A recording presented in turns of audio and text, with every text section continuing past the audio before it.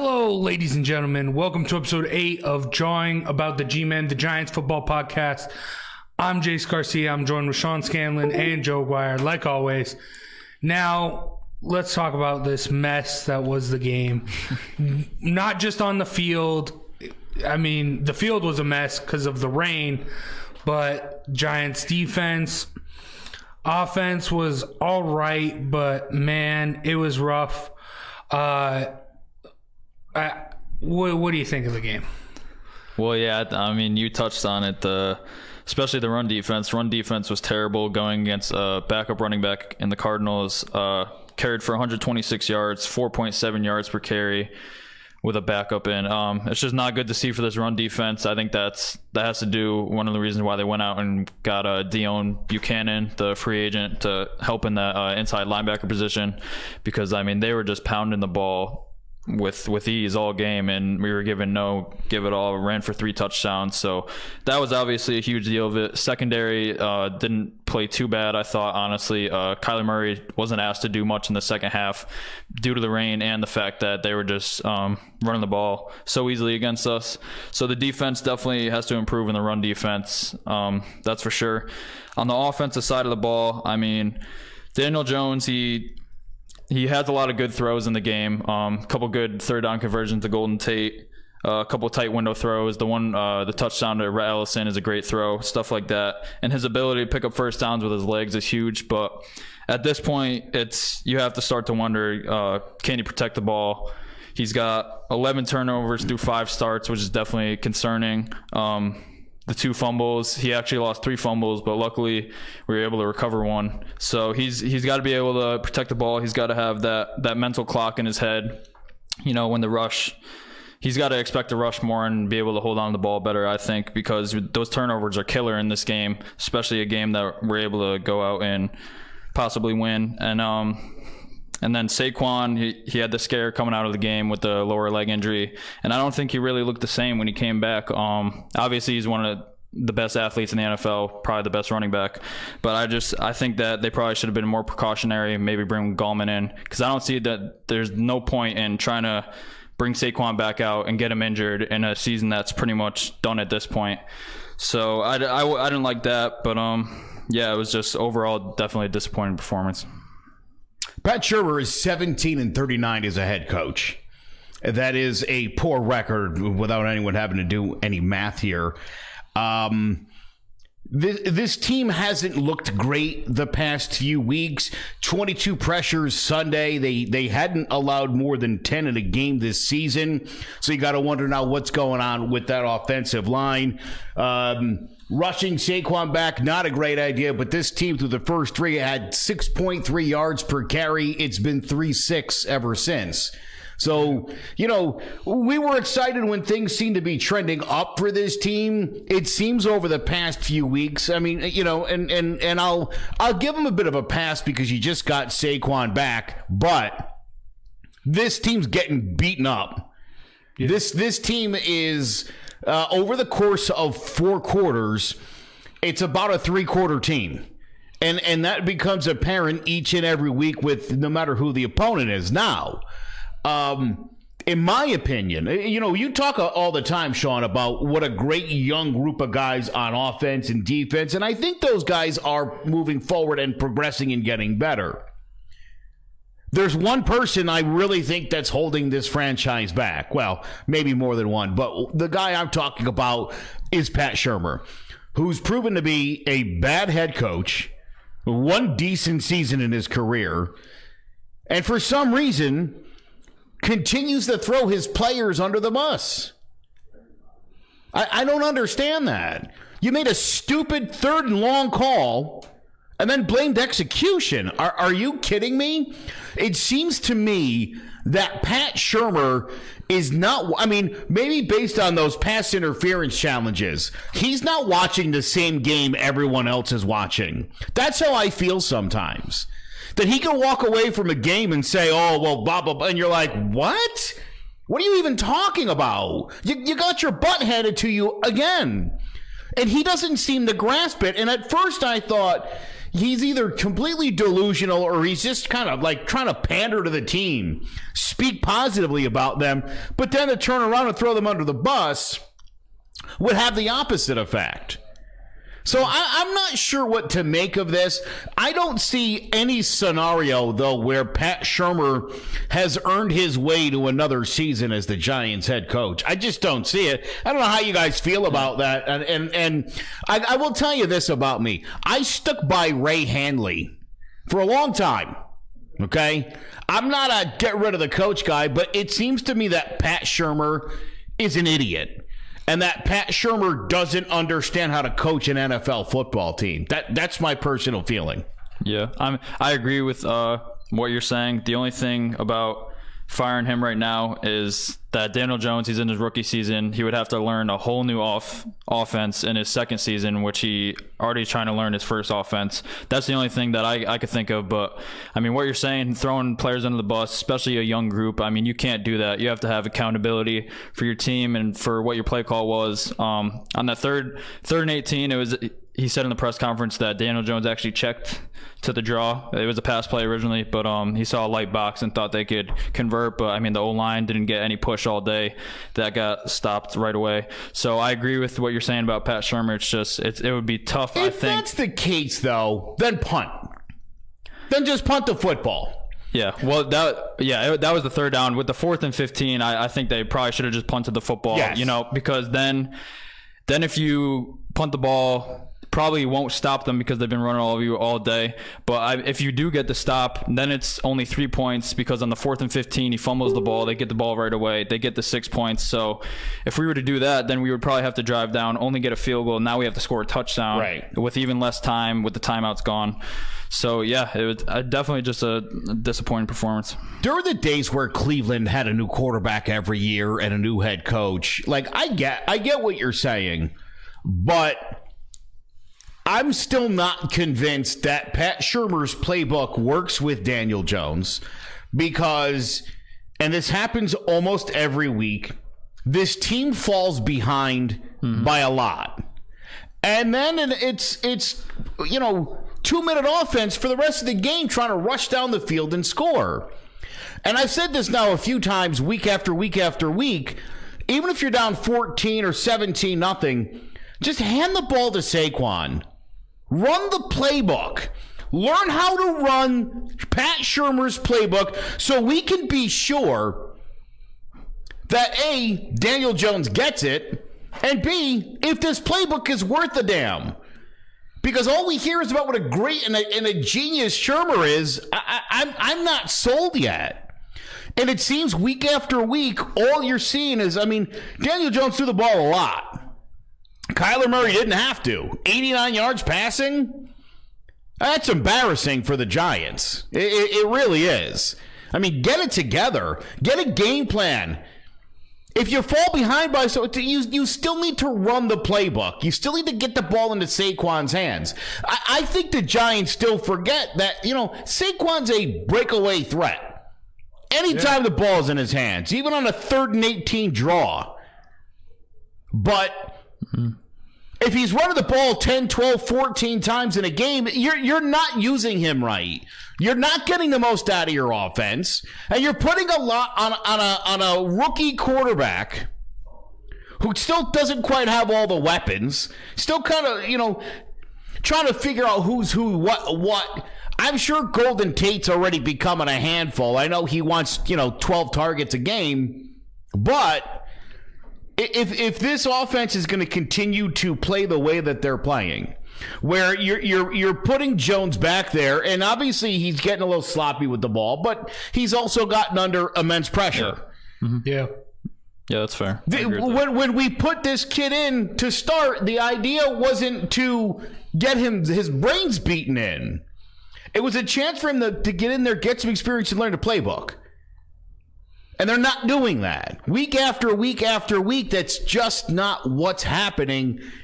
And what is really a lost season to me is even more lost because you're missing out on really finding out what you have going into next season. And if you can win some games along the way, great.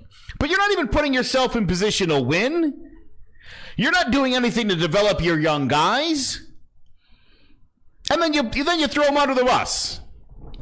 Dysfunctional on all levels. And again, we talk about how this team shows improvement and how some of these guys are starting to put it together, but the coaching has to put these guys in a position to win, and it just isn't happening with enough frequency.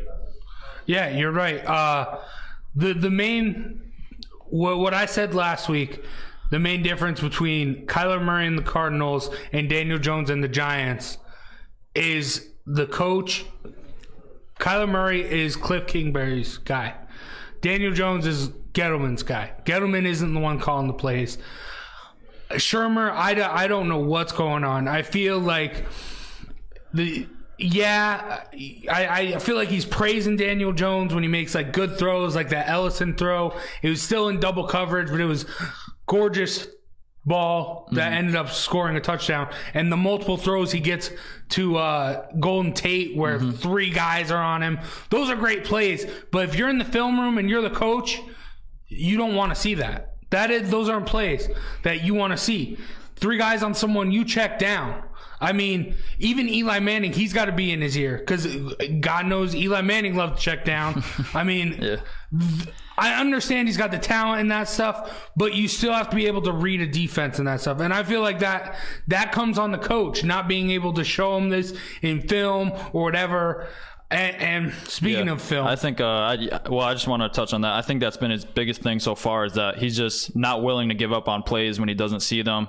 Like one of the forced fumbles on the screenplay to Saquon. Saquon wasn't open yet. He was trying to find some room out to the left side, and he held on to the ball too long, which ended up being a fumble. At that point, you just got to throw it at the running back's feet. And other stuff, like you said, checking down when you're trying to throw it, like the interception to Golden Tate. There's no way you're getting that ball into that window. It was too tight of a coverage. At that point, check the ball down, get a couple yards in, live to see another day. Don't turn the ball over and 4th down and punt. So I think he's not willing to give up on these plays, and it could be a blessing sometimes because he could scramble with his feet and then find the person downfield, but it could be a curse at the same time because you've seen a lot of turnovers from it. Yeah, some of this stuff is, I understand trying to force it. Like these are rookie mistakes. But also there are plays where he's just staring downfield. He's not going through a progression. He sees a receiver that he likes and he just wants to get the ball to the receiver's hands. I don't see any progression, anything like that. And that's on the coach. That's on Shurmur. And I mentioned film being a problem. For the defensive line, they was atrocious this game. I mean, Chase Edmonds had his day with them and couldn't get any real rush on Kyler Murray. Marcus Goldston and Zimenez were nothing. That you got to understand the offense. When you're when I play defensive line, I feel like there's 3 tiers to film in defensive line. High school tier, you watch, you see who you're matching up with, what kind of splits, where you're going to line up. College, you watch, you see what formations they are and what plays you're expecting. Now, NFL and Hall of Fame type film study from the defensive, you got to learn who your matchup is, the tendencies and that stuff, expect what's coming. Now, in the air raid offense, which they run at with the Cardinals, the splits are wide. They're wider than most, and that is to prevent a pass rush, to spread the defensive line out, to give the quarterback more time. The coach or someone on the team has to identify that and figure something out to get that done. Because they just played right into their hands. Chase Edmonds was able to do what he wants, and Kyler Murray was also able to do what he wants. He scrambled for a couple yards. It was just a mess. You got to learn that stuff. You got to do that stuff. I understand it's a young D-line, but you need a defensive coordinator. You need a head coach in there to understand and teach them through this. Because if it continues to go like this, we might... Who knows? Maybe there isn't a lot of promise in this defensive line. Yeah. I mean, I think that most of them are run stuffers. Dexter Lawrence is showing a little bit of pass pass. But I think with the trade deadline coming up, you think that we're probably going to be sellers at this point. You start to think of some names like maybe Dalvin Tomlinson, Janoris Jenkins, Alec Ogletree, who might be on the move within the next week, just because we're trying to get some assets back where we have younger talent. For the Ogletree, I mean, we just signed Deion Buchanan. We have Connolly coming back from injury next year. So, I mean, I would keep an eye on that the next couple of weeks. Someone will probably be on the move, I would think. I would hope so. If we're able to get assets back, really. Sure. Because, I mean, again, the problem is here's a quote from Pat Shurmur about last week's game. We got behind. We fought our way back in. We didn't make enough plays in the end. Really, that's your breakdown of what you saw happen this past week. I mean, again, I see this. He ruled out any possibility of Daniel Jones sitting down, which, I mean, why? Why would that even be on the table? At this point, you're going all in on Daniel Jones. Yeah. Pat Shurmur, somebody just commented on the live feed here. He's going to get a full season with Daniel Jones next season. I mean, he's getting 14 games this season. And for a guy who's never won more than 5, this isn't off to a great, promising start. Yeah. Again, the idea that this kid's going to have to learn a new playbook, I don't know if that's enough to keep Shurmur around, because, like I said, I'm still not sure if this playbook is right for Daniel Jones, because we just don't ever get to see it. We know Daniel Jones has amazing accuracy. Yeah. And we know he likes to stand in the pocket. And it almost, here's what I'm still trying to figure out. Is he oblivious to the pressure, or is he cool as a cucumber? I'm not sure which one it is. Mm-hmm. Yeah. I get worried sometimes that he's oblivious to what's happening and he's locked in on receivers. And then I start to think, no, this kid's cool. He's got it. He's feeling it. But again, at the end of the day, I don't think that these guys are being put in the right position to win. Shurmur also said the Giants' edge pass rushers have exceeded outside expectations. Once again, implying he knew how good they were going to be or at what level they were going to perform, but everybody else didn't know. And for me, him and Gettleman, this whole act is getting old. Like they're the two smartest guys in the room, and I don't know, get in a better room, fellas, because not impressed. But they talk a big game and they talk so confident, and you read the words and you're like, am I missing this, or is this guy an idiot? And where maybe the last few weeks I thought maybe I'm just not seeing it, he's an idiot. That's where I'm at. This has been a frustrating season so far for a team that I think is better than we've seen. I really do think that this Giants football team is better than anything they've done so far this season. To have Saquon back, Egraham back, Shepard back, Tate in the lineup, it'll be interesting the next couple weeks to see what this team can do. So again, we know what we have going forward, because I still don't know if they know enough of what's going on. Also, Nate Solder's probably got to go.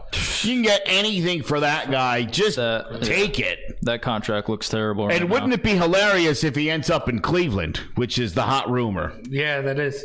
Yeah, I saw that today. I wouldn't be surprised. All we do is sign ex-Cardinals and Panthers and then trade all our good players to Cleveland. That seems to be what's happening. Yeah. The only thing about trading away Nate Solder, the blind side for Daniel Jones. I mean, obviously Nate Solder isn't doing great right now, but he'd be much better than anyone I think we would throw in there. So I mean, just for the health and the risk of Daniel Jones, I think that probably wouldn't be the best. But Solder and even Remmers, I mean, hit another free agent signing that hasn't looked great this year. I mean, the guards, Zeitler and Hernandez have held up for the most part. Hernandez had a little bit of penalty troubles, but that could be fixed. But the two tackles on the outside have been getting exposed so far, especially, I mean, Chandler Jones had a straight up field day on Sunday. I know it was hard to watch. That's what I'm talking about when I mentioned the D-line.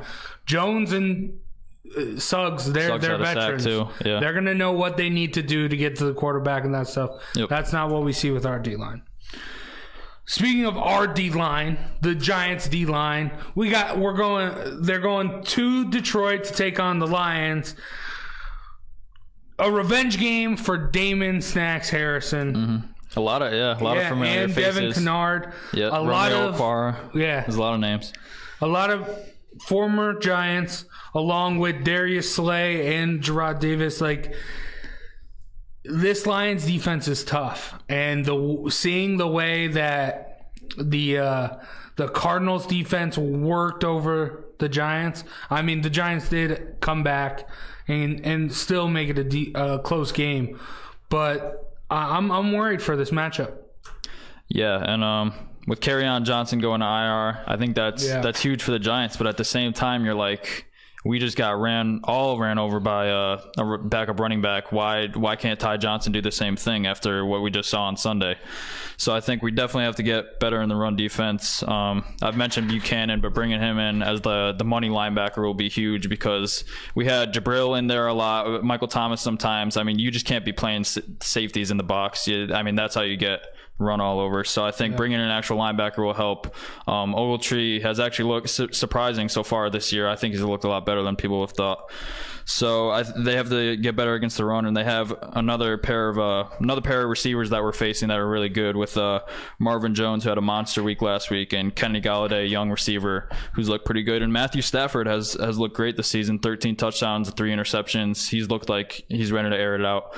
So I am worried for this Giants defense. It'll be interesting to see how they attack the Lions offense, and then all the playmakers on their defense, like you said.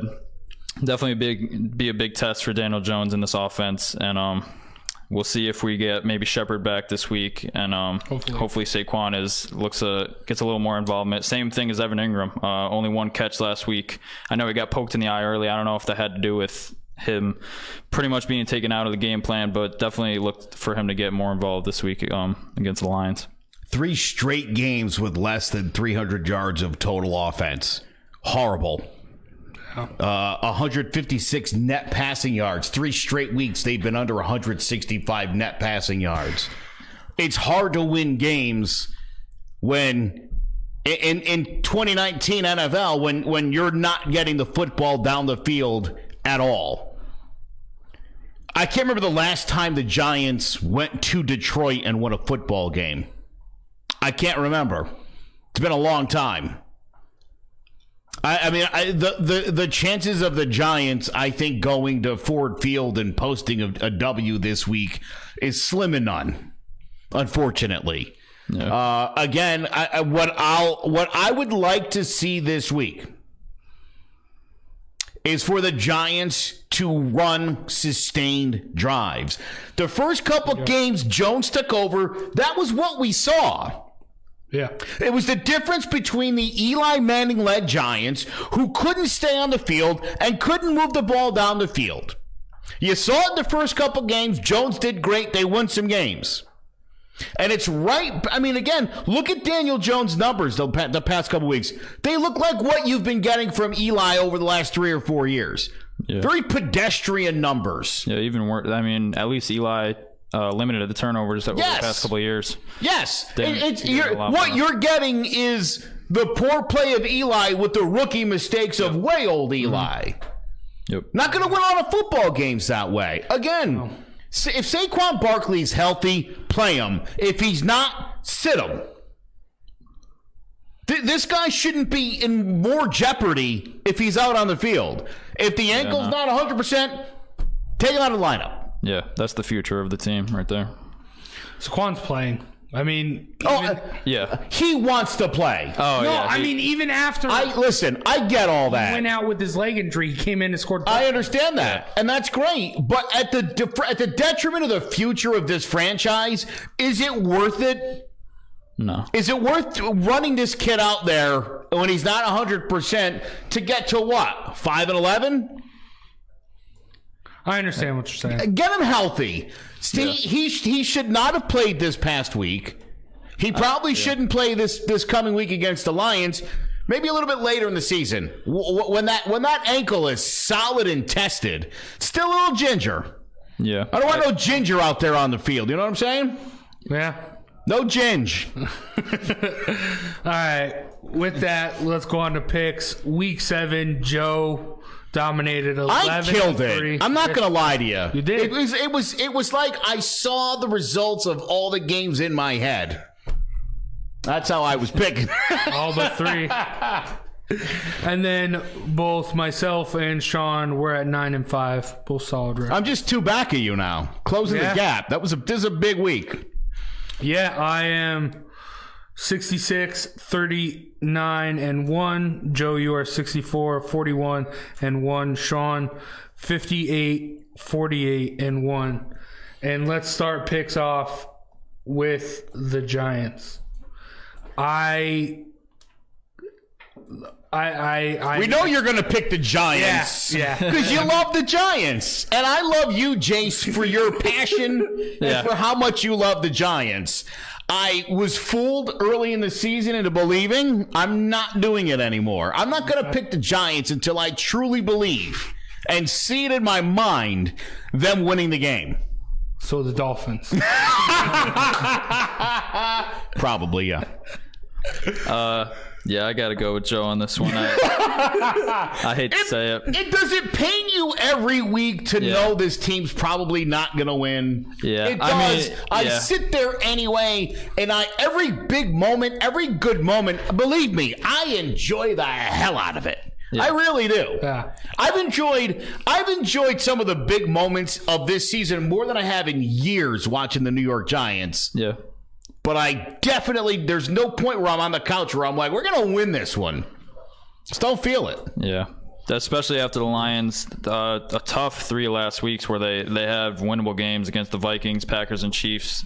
Packers that got robbed. So I think they're very angry right now going back home. They see an inferior opponent in the Giants, and I think that, unfortunately, they're going to take advantage of them. I don't think it's going to be a blowout because I think that the Giants will be able to hang around. I think it's going to be a low-scoring game, but yeah, look at his face. I want to disagree, but I can't. Yeah, I'm just picking the Giants because I always pick the Giants. But I hate to do it, but I pick with my heart, not my head. What do you think? Give me a score that you envision the Giants winning, like a 17-14. What are you thinking? If the Giants win, I gotta say it's like 12-9, 14-10. Yeah, I don't know if the Giants defense could hold them to 10 though. I don't know. It's tough.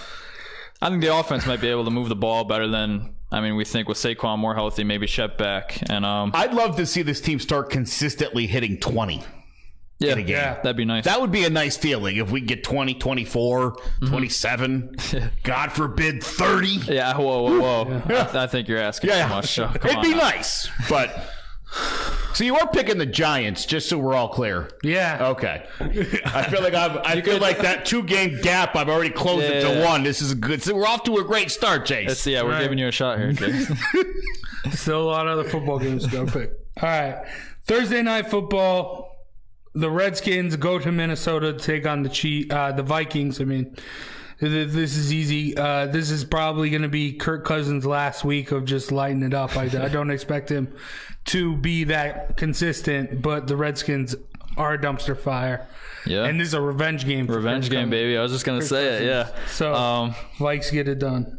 Yeah, I like the Vikings this one. I don't think I have to say much. Their defense is playing tremendous. Kirk Cousins has looked a lot better in the past couple weeks. I think that they win very big in this Thursday night matchup. Kirk Cousins got me last week. I won against him. I won't do that again. I called him a bum. I still think he is one, but he's definitely playing a dumpster fire, as you put it. That should get him the W this week. Yeah. He'll come back to life at some point. Yeah, got to. Moving on from one dumpster fire to the other, the Falcons host the Seahawks. I don't know what's up with the Falcons. On paper, they look great. They just traded away Mohamed Sanu, but they're not able to get it done. Seahawks just coming off a heartbreaking loss to the Ravens. They're going to bounce back, and they're going to demolish the Falcons. Yeah, Chris Carson and the Seahawks offense is going to run all over this Falcons defense, who was hurt and just looked terrible so far. Yeah, Seahawks win easily in this one. Not much I have to go into. Falcons will look terrible. I almost feel like the Falcons are at some point going to get things figured out. Not this week, though, for sure. Yeah, this won't be where it happens. All right, and then the Eagles go to Buffalo to take on the Bills. As I've mentioned before in this podcast, the Cowboys beat bad teams and lose to any decent team. Therefore, they beat the Eagles. Eagles are a bad team. Buffalo's defense is going to get it done at home. All right, so yeah, I'm gonna do it. I'm gonna go Eagles on this one. I hate the Eagles and I don't want to do it, but the Bills, I mean, they haven't really played anyone except for the Patriots so far. Couple unimpressive wins, so I think that the Eagles' run defense too has looked very good. The secondary, that's a different story, but I think that they're gonna dare Josh Allen to go ahead and beat them. And I don't know if I'm gonna wait and see if he can do it. If he can do it, then hey, you know, he got me this week. But I think that the Eagles go into Buffalo and win this one in a very tight, low-scoring game. I think they're going to make Josh Allen beat him, and I think he will oblige. Bills. I got the Bills winning this one. I think it'll be a good game. You know, I've been almost convinced the Eagles are a better team than they are, and I don't know if it's because the Cowboys and the Giants are also terrible. Someone's got to win this division. The Eagles are not a great football team. They're just and week in and week out, man. No consistency there as well. Yeah. Well, you mentioned the NFC East always being so tight. That's another reason I picked them, just because I don't see the Cowboys pulling 2 or 3 games away, or only 8 weeks into the season. The NFC is always super tight. I could see the Eagles hanging around for a little bit more, and I think that they could pull out a win this week. It'll be tough to do against a very good Bills defense, but I think they can. Going from one tough place to play in Buffalo to Chicago, where the Bears host the Chargers, looking to bounce back from that loss to when New Orleans came to town. The Chargers they're just atrocious. I mean, Phillip Rivers has to be done. The Bears, I mean, they're not good either. I mean, everyone was talking about them having Super Bowl aspirations. They definitely do not this year. No. Mitch Trubisky is, I mean, not a good quarterback, but their defense will be able to get it done against the Chargers. Yeah, I got the Bears in this one too at home. I think that Mitch Trubisky obviously struggled last week, but he played probably, if not the best, probably the Patriots are the best, but the Saints defense probably number 2 defense in the league. I don't believe in Mitch either. I don't think that he's much of a franchise quarterback. I think that the Bears might need to find something else, but I think for this week it will work for them going against a really struggling Chargers team. I think that the Bears will win an ugly game. Who are you picking? I picked the Bears. I'm going to pick the Chargers. All right. Yeah. You know how I feel about Mitch Trubisky. Yeah. He's another one of the bums. And you're right. Phillip Rivers, I think the end of the line's coming, and it's coming quickly. But I do think they're going to edge out the Bears this week because the Bears just don't get it done. All right. Interesting. Then the Bucks go to Tennessee to take on the Titans, who did just beat the Chargers. This one's tough. This looks like a winnable game for the Titans. Therefore, I'm going to pick the Bucks. Smart. That's what you got to do when it comes to Tennessee. When you think Tennessee's going to win, they're not going to win. Yeah, and I went with both of you on this one. I picked the Bucks as well. I just think coming off a bye, and especially the Jameis Winston performance of last week with 5 interceptions. Going into this week, he usually comes back and has a decent performance, which will at least keep him the starting quarterback for now. So I think he does that this week. Even though the Titans' defense is very good, I think it will be probably the worst game of the week. I think it will be very low scoring, but the Bucks will pull it out late. I'm actually picking the Titans. Okay. Despite I know. Despite everything I said, you're not wrong. But now I feel like I'm almost reverse psychologying myself by saying they're going to lose the game. So if I were to go with them losing it, they'll win 17-16 in there. That's what's going to happen. Great game. Come down right down to the wire. Tennessee wins it. All right. Might have psyched yourself out a little there. I think I did. Wait, who did I pick? All right. And then the Broncos go to Indianapolis to take on the Colts. The Battle of the Horses. This one's tough. I still have faith in the Broncos defense. But, I mean, the Colts, they keep winning games. So I'm going with the Colts to get it done at home. Yeah, the Colts are quietly probably maybe the second best team in the AFC right now. They've beaten the Chiefs and the Texans to this point. They have a 4-2 record, I believe. Jacoby Brissett has been tremendous so far. I think he's got like a 14-3 touchdown interception ratio. And the Colts defense has stepped up as well. I think that they go into this game, and I think that they actually win huge on the Broncos. I think they blow them out. Love Joe Flacco. Been feeling him the last couple of weeks. Seems like he's starting to put things together, but Jacoby Brissett, you know, a guy who nobody believed in, maybe outside of the Colts organization when this season started. I stopped picking against him 3 weeks ago, and it's been a good run. I'm going with Jacoby and the Colts again. All right. And then I think this one should be pretty easy. Rams. Yeah, Bengals at Rams. I mean, there is nothing to like in Cincinnati right now. They put chili on spaghetti. You just made my point even more solid. Yeah. Nothing going on in Cincy. Yeah. AJ Green doesn't even want to come back. Joe Mixon's had a terrible year. That's the Bengals for you. Let's hope maybe they can get Tua. Then the Cardinals at the Saints. Cardinals, I mean, they did look really, really good, especially since Kyler Murray didn't have that good of a game against the Giants. But New Orleans has been rolling with Teddy Bridgewater. They're at home. That's a tough place to play. Saints get it done. The Cardinals have been clicking lately, winning the last 3 games. The offenses look good. The defense looked a lot better with Patrick Peterson back. But it's going to be a tough task to go into New Orleans and win this game. I think that it's going to be a tight game, but I think that the Saints will probably pull it out by a touchdown late in this game. I've been kind of going back and forth on this, and everybody knows. I mean, I've been talking about him since the beginning of the year when he took over Teddy Bridgewater. He's done such a great job, but Cardinals are coming off a big win. I've paid particular attention because Kyler Murray's on my fantasy team. I like a lot of what I'm seeing right now from the Cardinals, but New Orleans, that dome, it's hard to win there.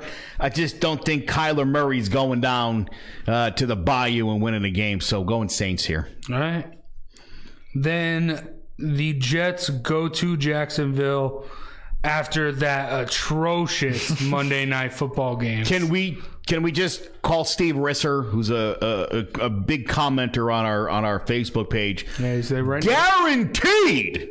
Sam Darnold was going to take down them Patriots. Oh, my goodness. And he was making excuses the day after as to why it didn't happen. Yeah. Yeah, I mean, it's tough to win a game when you're seeing ghosts on the field. I don't know. That way, yeah. That's scary. That's just scary. I don't know how ESPN let that one get out, but I think he's going to be hearing that for the rest of his career. Daniel Jones still the only one to throw a touchdown against that Pats defense. Oh, yeah. All right, I mean, the Jags, even though they lost Jalen Ramsey, their defense is still pretty good. I think Calais Campbell's going to destroy it, and they get the win at home. A little bit more Minshew magic. Yeah, I think this one will actually be a little bit closer. I think the Jets will actually come to play this week, unlike they did on Monday night. But that's a tough place to go and play, especially against Patriots defense, the best in the league. But I'm going to have to go with, like you said, Minshew Mania in this one. I think that this will be another low-scoring game with 2 pretty good defenses. But I think that, Jags will pull it out probably by a field goal late in this one. I am going to believe in Steve Risser that Sam Darnold is not the bum that I think he is. I've been very anti-Darnold through year 2. Steve keeps telling me I'm wrong. Let's see him go to Jacksonville and win a football game, and then we'll talk about how good Sam Darnold is. Taking the Jets. All right. And I hate the Jets. So believe me, that's a lot. Yeah, that is interesting. Then the Panthers go to San Francisco to take on the 49ers, who just traded for Emmanuel Sanders from the Broncos. That should be an interesting addition to that team. Another weapon for Jimmy Garoppolo, so he doesn't have to throw to Kittle the whole time. But, the Panthers have looked really good with Allen as their quarterback. But, the Niners have looked great despite last week. It was a muddy, disgusting game, only putting up 9 points against the Redskins. I don't know if you saw people surfing and sliding in the game. Yeah, that was crazy. I had Matt Breida and Tevin Coleman both in the backfield last week in fantasy, thinking they're going to be running the ball a whole lot. Let me tell you something. Yeah. Well, we'll talk about it in fantasy week. It didn't go well, and I won't be making that mistake ever again. All right. You know what? Do it. I don't think the 49ers are good enough to, what is this? He loves the Giants so much that he's going with Gettleman's old team. That's how loyal he is to the Giants. No, they're hot right now. Tell me at the beginning of the season you would have thought 49ers are 6-0, 7-0, whatever. Yeah, but you know what? Here's the thing. I try to go, every week I go in and I think to myself, are they going to stay undefeated? And I don't think that's the right way to look at it, because you know what? It's probably not going to go on for much more, but you can't just go in and assume that there's no way they're going to, you know what I mean? It's the wrong approach to take here. I think the Niners are actually a good team. Yeah, I think they're good too. I really do. I just don't think they're 7-0. I don't know how good Jimmy G is. I don't, because their running attack has been so good this year. The defense has been dominant against everyone. So it'll be interesting to see when the game's actually in his hands, if he can go down and do it. Take those Panthers. Go ahead. Oh, no. No thanks. No, I'm going Niners in this one. I think that defensive front, even though Kyle Allen, I think is 4-0 or 5-0 in his start so far. But he's a rookie quarterback. You saw how Baker handled it, and Baker's in his second year. You saw how he handled that 49ers defense, and the Panthers O-line isn't great either.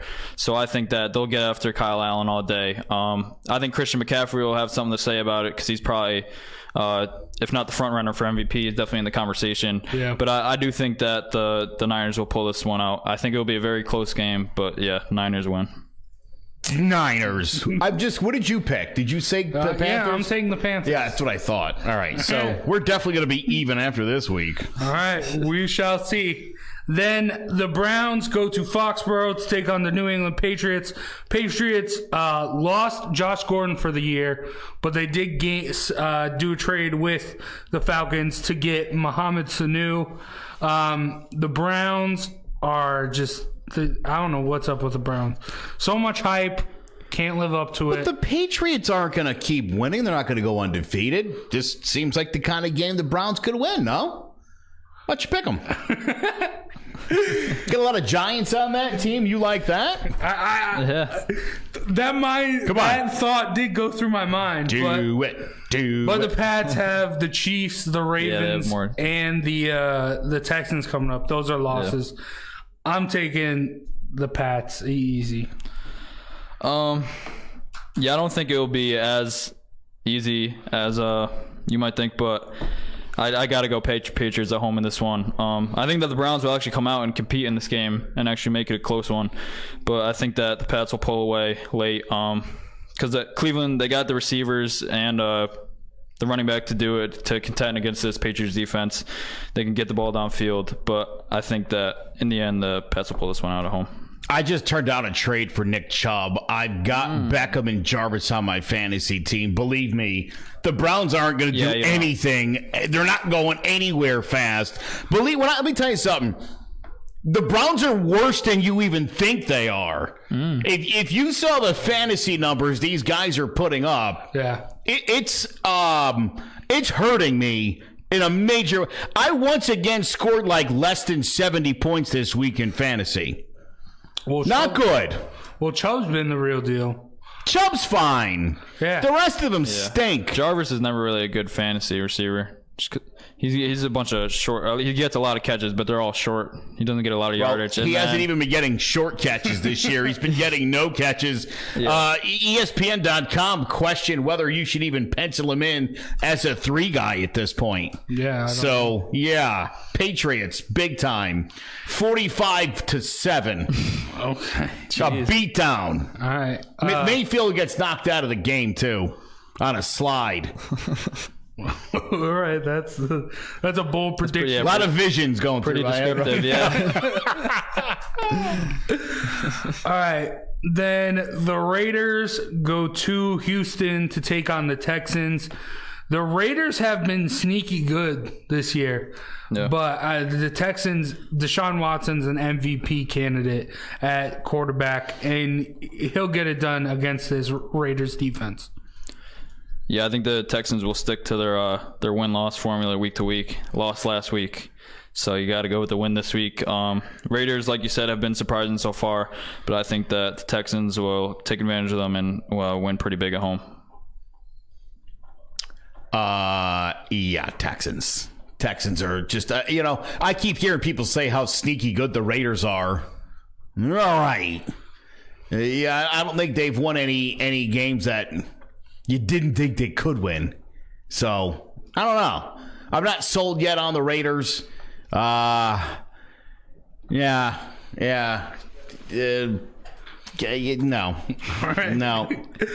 going Texans all the way. Okay.